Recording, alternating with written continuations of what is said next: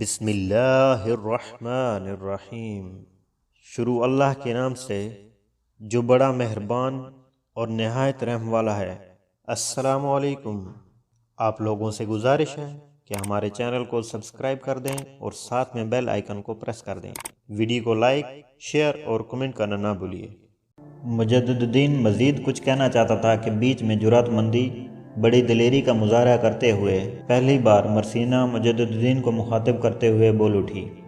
امیر، سب سے پہلے تو میں بھائی شمس الدین اور بہن جمارہ کی نسبت پر آپ کو مبارکباد پیش کرتی ہوں۔ دوسرا، میرا آپ سے یہ سوال ہے کہ آپ نے ابھی تک اپنی ماں، اپنی پھوپھی اور اس پھوپھی زاد کا نام تو بتایا ہی نہیں جس کی نسبت بھائی خطلق سے طے ہو چکی ہے، اور یہ کہ کیا آپ تینوں کے باہر رہنے سے آپ کی ماں اکیلے رہتے ہوئے دشواریوں کا سامنا کرتی ہوں گی؟ مرسینہ جب خاموش ہوئی تو اس کی طرف دیکھے بغیر مجدد الدین کہنے لگا، بی بی، میری ماں کا نام عبیدہ ہے، پھوپھی کا نام زہران ہے اور پھوپھی زاد بہن کا نام عبیرہ ہے جس کی نسبت خطلق کے ساتھ طے ہو چکی ہے، اس لیے کہ وہ خطلق کی بھی پھوپھی زاد ہے۔ رہا سوال تمہارا کہ ہماری غیر موجودگی میں ہماری ماں تنہائی محسوس کرتی ہوں گی، تو ایسی کوئی بات نہیں۔ ہمارا اور ہماری پھوپھی کا گھر بالکل ساتھ ساتھ ہے، بیچ میں دیوار بھی نہیں، اکٹھا ہی ہے، اس لیے میری ماں اکیلا پن محسوس نہیں کرتی۔ جب ہم تینوں بھائی باہر ہوتے ہیں تو میری پھوپھی زہران اور عبیرہ دونوں اس کی دیکھ بھال کرنے کے لیے موجود ہوتی ہیں۔ سمرون، کارلوس، ازبل، جمارہ اور مشال خوشی اور سکون محسوس کر رہے تھے کہ مرسینہ نے مجدد الدین کے ساتھ گفتگو کا آغاز کیا تھا۔ مجدد الدین کے جواب سے شاید مرسینہ مطمئن ہو گئی تھی، لہذا خاموش رہی۔ اس پر ازبل اٹھی اور کہنے لگی، میری بیٹیوں، اٹھو، یہیں کھانے کے برتن لگاؤ، سب مل کر کھانا کھاتے ہیں۔ اس پر مرسینہ اور مشال دونوں اٹھ کھڑی ہوئیں۔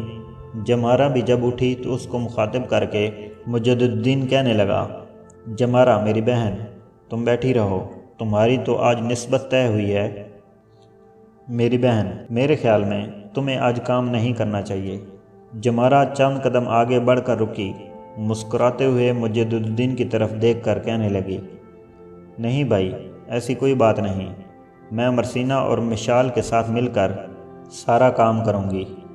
اس کے ساتھ ہی وہ مرسینہ اور مشال کے ساتھ باہر نکل گئی۔ تھوڑی دیر میں تینوں نے وہاں مل کر کھانے کے برتن لگا دیے تھے اور سب لوگ کھانا کھانے لگے۔ سب وہاں کچھ دیر بیٹھ کر باتیں کرتے رہے۔ پھر مجدد الدین سمرون اور کارلوس کی طرف دیکھتے ہوئے کہنے لگا، اب آپ آرام کریں، ہم تینوں جاتے ہیں، وقت تھوڑا ہے، ہم نے تیاری بھی کرنی ہے، اس لیے کہ رات کے پچھلے حصے میں ہم نے یہاں سے کوچ کرنا ہے۔ مجدد الدین کی طرف دیکھتے ہوئے شمس الدین اور خطلق بھی اٹھ کھڑے ہوئے۔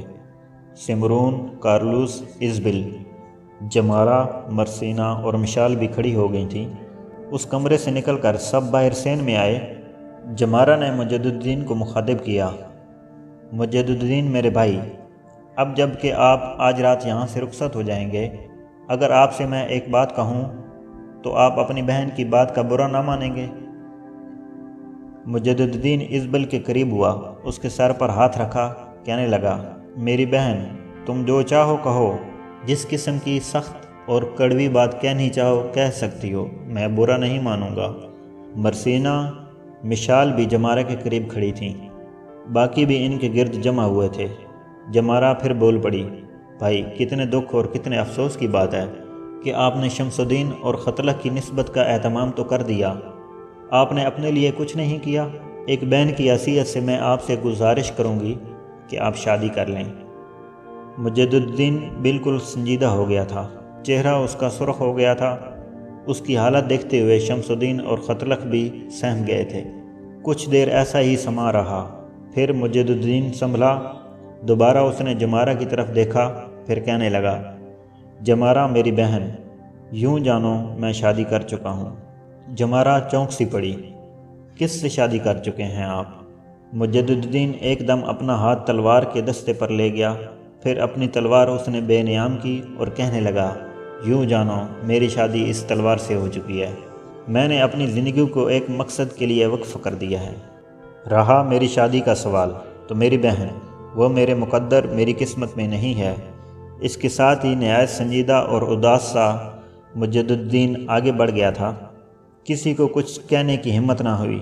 پھر سب نے ان تینوں کو الوداع کیا اور وہ وہاں سے رخصت ہو گئے۔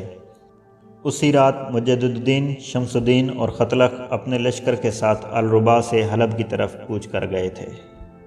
سلطان نور الدین زنگی اور امیر العساکر اسد الدین شیر کوہ دوسرے سلاروں کے ساتھ حلب شہر کی طرف سے باہر عسکریوں کی تربیت کا جائزہ لے رہے تھے کہ مجد الدین، شمس الدین اور ختلق اپنے گھوڑوں کو دوڑاتے ہوئے وہاں آئے۔ انہیں دیکھتے ہی سلطان نور الدین، اسد الدین شیر کوہ اور دوسرے سلار ان کی طرف متوجہ ہوئے۔ قریب آ کر تینوں گھوڑوں سے اتر آئے۔ ان تینوں سے سب پرجوش انداز میں ملے۔ پھر سلطان نے مجد الدین کو مخاطب کرتے ہوئے کہنا شروع کیا، ابن دایا، تمہاری الربا سے باہر کارگزاریوں کی ساری تفصیل مجھے مل چکی ہے۔ تمہاری آمد سے بھی مجھے آگاہ کیا جا چکا ہے۔ صلیبیوں کو روکنے میں جس کارگزاری کا تم نے مظاہرہ کیا، اس کے لیے تم قابل تعریف ہو۔ تم خوش قسمت ہو کہ تھوڑی دیر پہلے شیر کوہ تمہاری عسکری فراست اور تمہاری جنگی مہارت کی تعریف کر رہا تھا۔ بہرحال جس مقصد کے لیے تم الربا کی طرف گئے تھے، اس سلسلے میں پوری طرح تم تینوں سے مطمئن ہوں۔ دیکھو، تمہاری ماں کو تمہاری آمد کی اطلاع کر دی گئی ہے۔ وہ بڑی بے چینی سے تمہارا انتظار کر رہی ہے۔ اب ہم تمہیں یہاں باتوں میں الجھانا نہیں چاہتے۔ تفصیل سے تمہارے ساتھ بعد میں گفتگو ہوگی۔ اب تم سیدھے گھر جاؤ، اس لیے کہ میں تمہاری ماں کی بے چینی کو جانتا ہوں۔ وہ دروازے پر کھڑی تمہاری راہ دیکھ رہی ہوگی۔ اس کے ساتھ ہی سلطان کے کہنے پر تینوں گھوڑے پر سوار ہوئے اور شہر کی طرف روانہ ہو گئے۔ تینوں اپنے گھوڑوں سے اتر کر ایک کھلے مکان میں داخل ہوئے۔ سین میں 3 ڈھلی ہوئی عمر کی عورتیں اور ایک نوجوان لڑکی کھڑی شاید ان تینوں کا ہی انتظار کر رہی تھی۔ ڈھلی ہوئی عمر کی عورتوں میں ایک مجد الدین اور شمس الدین کی ماں عبیدہ تھی، دوسری عورت ان تینوں کی پھوپھی زہران اور تیسری ان کی پھوپھی زاد اور ختلق کی منصوبہ عبیرہ تھی۔ اپنے گھوڑوں کی باگھیں چھوڑ کر تینوں آگے بڑھے۔ عبیدہ اور زہران نے بھرپور شفقت اور ممتا میں ان کا استقبال کیا۔ اتنی دیر میں عبیرہ فوراً حرکت میں آئی اور ان کے گھوڑوں کو پکڑ کر اس نے ایک طرف باندھ دیا۔ پھر عبیدہ اور زہران ان دونوں کو سامنے والی نشست گاہ میں لے گئیں۔ عبیرہ ان کے پیچھے پیچھے تھی۔ سب جا کر نشست گاہ میں بیٹھ گئے۔ پھر اپنی ماں عبیدہ کے کہنے پر مجد الدین انہیں الربا میں اپنی کارگزاری کی تفصیل بتا رہا تھا۔ اس تفصیل میں کارلوس مرسینہ مشال سے ملاقات پر، پھر صلیبیوں کے خلاف جنگ اور ان کا انطاکیہ کی طرف بھاگ جانا، اور آخر میں وہ انہیں سمرون کے ہاں شمس الدین اور جمارہ کی نسبت طے ہونے کی تفصیل بتا رہا تھا۔ جب تک ملک شاہ سلجوقی مسلمانوں کا سلطان رہا، یورپ کی صلیبی قوتوں کو مسلمانوں کے علاقوں کی طرف آنکھ اٹھانے کی جرات نہ ہوئی۔ سلطان ملک شاہ سلجوقی کی وفات کے بعد جب عالم اسلام کا شیرازہ بکھرا، مختلف شہروں پر مختلف حکمران قابض ہوئے، تب یورپ والوں نے مسلمانوں کے خلاف پہلی صلیبی جنگ کی ابتدا کر دی۔ اس صلیبی جنگ کے نتیجے میں انطاکیہ، سور، صدابیروت، یروشلم، طرابلس اور دیگر بہت سی شہر مسلمانوں سے صلیبیوں نے چھین لیے، اور اب صورتحال یہ تھی کہ مختلف شہروں پر چھوٹے چھوٹے حکمران تھے، جن میں سے حلب پر سلطان نور الدین زنگی اور موصل پر اس کا بڑا بھائی سیف الدین حکمران تھے۔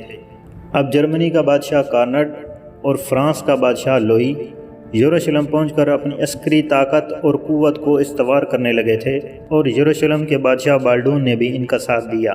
اس طرح یروشلم میں 3 بڑی قوتیں یکجا ہو گئی تھیں، اور جب انہوں نے دیکھا کہ اب وہ مسلمانوں پر ضرب لگانے کے لیے اپنے لشکریوں کو تربیت دے چکے ہیں، تب انہوں نے فیصلہ کیا کہ سب سے پہلے دمشق پر حملہ آور ہونا چاہیے، اور دمشق پر قبضہ کرنے کے بعد مسلمانوں کو دوسرے علاقوں اور شہروں کی طرف یلغار کر دینی چاہیے۔ یہ فیصلہ ہونے کے بعد تینوں نصرانی بادشاہ اپنے متحدہ لشکر کے ساتھ یروشلم سے نکلے، اور بڑی براک رفتاری سے انہوں نے دمشق کا رخ کیا۔ دمشق ارض شام کا سب سے بڑا شہر تھا۔ یہ سطح سمندر سے تقریباً 700 میٹر بلند صحرا کی حد پر اور لبنان شرقیہ کے سلسلہ کوہ کی شرقی سرحد پر جبل فاسیون کے دامن میں واقع ہے۔ یہ شہر حضرت داؤد علیہ السلام کے ہاتھوں فتح ہوا، لیکن حضرت سلیمان علیہ السلام کے عہد میں دمشق کے بادشاہ نے شمال کی شاہان عاشور اور جنوب کے مملوک اسرائیل کے خلاف جنگ میں کامیابی حاصل کی۔ 732 کافمی میں تلگت پلاسر نے دمشق کی بادشاہت کا خاتمہ کر دیا۔ 8ویں صدی کافمی میں اشوریوں نے، 7ویں صدی میں آبابیلیوں نے، 6ٹھی صدی میں ہنخامنشیوں نے، 4تھی صدی میں یونانیوں نے، 1لی صدی کافمیم میں بازنطینیوں نے دمشق پر یکے بعد دیگرے قبضہ کیا۔ 64 کافمیم میں دمشق رومن سلطنت کا ایک صوبہ بنا، رومیوں کی جگہ بازنطینیوں نے سنبھال لی۔ 395 عیسوی میں یہ سلطنت شرقیہ کا ایک حصہ بن گیا۔ 612 عیسوی میں ایران کے بادشاہ خیروسانی نے دمشق پر قبضہ کر لیا، اور 627 میں ایرانی شہنشاہ کی وفات پر دمشق خالی کر دیا گیا، اور 624 عیسوی میں رومن بادشاہ ہرکولیس اس پر قابض ہو گیا۔ 635 عیسوی میں حضرت خالد بن ولید رضی اللہ تعالیٰ عنہ اور حضرت ابو عبیدہ ابن الجراح رضی اللہ تعالیٰ عنہ نے دمشق پر حملہ کیا اور دمشق پر قبضہ کر کے مغرب کی 1000 سالہ سیاست کا خاتمہ کر دیا۔ حضرت عمر رضی اللہ تعالیٰ عنہ نے یزید بن ابی سفیان کو دمشق کا والی نامزد کیا۔ بہت جلد دمشق کو ایک مقدس شہر کا درجہ حاصل ہو گیا۔ روایات کی روشنی میں ان مقامات کا سراغ لگایا گیا جنہیں انبیاء سابقین نے شہرت عطا کی تھی، چنانچہ زائرین کی تعداد میں اضافہ ہونے لگا۔ زیادہ تر لوگ جبل قاسیون دیکھنے جاتے، جہاں حضرت آدم علیہ السلام کے بیٹے قابیل نے اپنے بھائی حابیل کو قتل کیا تھا۔ 647 عیسوی میں یزید بن ابی سفیان کے انتقال کے بعد دمشق کی قیادت حضرت امیر معاویہ رضی اللہ تعالیٰ عنہ کے ہاتھ میں آئی۔ حضرت علی رضی اللہ تعالیٰ عنہ کی شہادت کے بعد امیر معاویہ حاکم بنے تو انہوں نے دمشق میں اقامت اختیار کر لی۔ 1 صدی تک یہ خلافت کے مرکزی صوبے کا مدنی مرکز رہا، یہاں تک کہ خلیفہ ابو العباس الصفاح نے دمشق کی جگہ بغداد کو دارالحکومت بنا دیا۔ عباسی خلیفۃ المتوکل نے ایک بار پھر اپنا دارالحکومت دمشق تبدیل کرنے کی کوشش کی، لیکن وہ صرف 38 یوم قیام کرنے کے بعد سامرا شہر چلا گیا۔ 867 عیسوی میں بخارا کے ترک احمد بن طولون کو خلیفہ نے دمشق کا والی مقرر کیا۔ اس نے خلیفہ کی کمزوریوں کے مد نظر دمشق پر قبضہ کر لیا۔ بنی طولون کے زوال اور کرالتا کی روز افزوں سرگرمیوں کو دیکھتے ہوئے خلیفہ وقت نے اپنا لشکر دمشق روانہ کر دیا۔ بنی طولون کے زوال اور کراستہ کی روز افزوں سرگرمیوں کو دیکھتے ہوئے خلیفہ وقت نے اپنا لشکر دمشق روانہ کر دیا۔ کراستہ کو ہتھیار ڈالنے پڑے۔ اس کے بعد حکمرانی کا سلسلہ چلتا رہا، یہاں تک کہ سلجوقی سلطان علب ارسلان نے اپنے بھائی تتمش کو دمشق کا حاکم مقرر کیا۔ اس کے بعد اس کا بیٹا داک دمشق کا حکمران بنا۔ دکاک کے بعد تتمش ثانی حکمران ہوا، لیکن وہ جلدی وفات پا گیا۔ اس کے بعد ایک شخص عطاحق ظہیر الدین دمشق کا حاکم بنا۔ اب جس وقت 3 متحدہ صلیبی بادشاہوں کا لشکر دمشق پر حملہ آور ہوا، اس وقت ظہیر الدین کی نسل سے ہی ایک شخص مجیر الدین دمشق کا حاکم تھا۔ جن دنوں صلیبی دمشق پر حملہ آور ہوئے، ان دنوں دمشق شہر کے 3 طرف مٹی کی مضبوط دیوار بنی ہوئی تھی، اور ایک طرف گنجان باغوں کی اس قدر کثرت تھی کہ کوئی بڑا لشکر ان میں سے آسانی سے نہ گزر سکتا تھا۔ صلیبیوں نے اس طرف سے شہر کا محاصرہ کر لیا۔ دمشق کا حاکم مجیر الدین بڑا نااہل آدمی تھا، اور اس کی نااہلی اور نالائکی کی وجہ سے اس کا وزیر معین الدین حکومت کے سیاہ و سفید کا مالک بنا ہوا تھا۔ سارا معاملہ مجیر الدین کے ہاتھ ہوتا تو وہ یقیناً صلیبیوں کے سامنے ہتھیار ڈال دیتا، لیکن معین الدین بڑا عقل مند، بڑا جرات مند تھا۔ اس نے دمشق کے پرجوش عوام اور علماء کی مدد سے صلیبیوں کا مقابلہ کرنے کی ٹھان لی۔ جرمنی کے بادشاہ کارنڈ، فرانس کے بادشاہ لوئی اور یروشلم کے بالڈون نے دمشق شہر کا محاصرہ کر لیا، اور ایک بہت بڑا لشکر انہوں نے دمشق کے نواح میں پھیلا دیا تاکہ نواحی علاقوں پر حملہ آور ہوں، وہاں سے مال و دولت جمع کریں اور لشکر کے لیے خوراک کے ذخیروں کے ڈھیر لگائیں۔ محاصرے کے دوران صلیبیوں اور مسلمانوں کے درمیان کئی خون ریز جھڑپیں ہوئیں۔ شیخ عبد الرحمن اور فقیہ امام یوسف فندلاوی، جن کا شمار دمشق کے مشائخ اخبار میں ہوتا ہے، انہی جھڑپوں میں صلیبیوں کے خلاف لڑتے ہوئے شہید ہوئے۔ کہا جاتا ہے کہ امام یوسف بڑے کبیر سن تھے۔ معین الدین نے ان کو لڑائی سے روکنا چاہا، لیکن ان کی غیرت دینی نے گوارا نہ کیا کہ ان کے گھر یعنی دمشق کے دروازے پر جہاد دستک دے رہا ہو۔ وہ اس میں شرکت سے محروم رہیں۔ قرآن مقدس کی آیات کی تلاوت کرتے ہوئے آگے بڑھے، مردانہ وار صلیبی فوج میں گھس گئے اور نہایت بہادری سے لڑتے ہوئے شہید ہوئے۔ صلیبی لشکر کی تعداد چونکہ بہت زیادہ تھی، قوت میں بھی وہ دمشق کے لشکر سے زیادہ تھے، لہذا ان کا دباؤ دمشق میں اس قدر بڑھ گیا کہ ایک دن وہ شہر سے متصل میدان اخضر تک پہنچ گئے۔ دمشق کے والی مجیر الدین کے پاس اس کے سوا کوئی چارہ نہ تھا کہ صلیبیوں کے خلاف سلطان نور الدین اور اس کے بھائی سیف الدین کو مدد کے لیے پکارے، اس لیے کہ وہ جانتا تھا کہ صرف نور الدین اور سیف الدین کی طاقت ہی صلیبیوں کا سر توڑ سکتی ہے۔ اس نے تیز رفتار قاصد نور الدین اور سیف الدین کی طرف بھیجے اور جو حالات پیش آ رہے تھے ان کی تفصیل بھیجی۔ صلیبیوں کے دمشق پر حملہ آور ہونے کی اطلاع جب حلب میں بھیجی تو مسلمانوں کے اندر ایک شور اور جذبہ سا اٹھ کھڑا ہوا۔ دوسری جانب مجدد الدین کے قاصد موصل میں سیف الدین کے پاس بھی پہنچ گئے۔ سب سے پہلے نور الدین حرکت میں آیا۔ ہر اول کے طور پر اس نے فی الفور ایک لشکر تیار کیا اور وہ لشکر اسد الدین شیرکو کی سرکردگی میں اور مجدد الدین کو اس کا نائب بناتے ہوئے دمشق کی طرف روانہ کیا، اور اس کے چند دن بعد خود بھی ایک بہت بڑا لشکر لے کر حلب سے نکل کھڑا ہوا۔ ادھر سیف الدین کی حالت یہ تھی کہ جس دن اس کے پاس مجیر الدین کا قاصد پہنچا، اس کے دوسرے روز وہ بھی ایک لشکر کے ساتھ دمشق کی طرف روانہ ہو گیا تھا۔ یہاں سلطان نور الدین نے جو سب سے اچھا کام کیا وہ یہ کہ اسد الدین شیرکو اور مجدد الدین کو دمشق کی طرف روانہ کرنے سے پہلے اس نے اپنے تیز رفتار قاصد دمشق کی طرف روانہ کیے تاکہ رونما ہونے والے حالات اور دشمن کی نقل و حرکت کے متعلق اسد الدین شیرکو اور مجدد الدین کو بروقت اطلاع کر سکے۔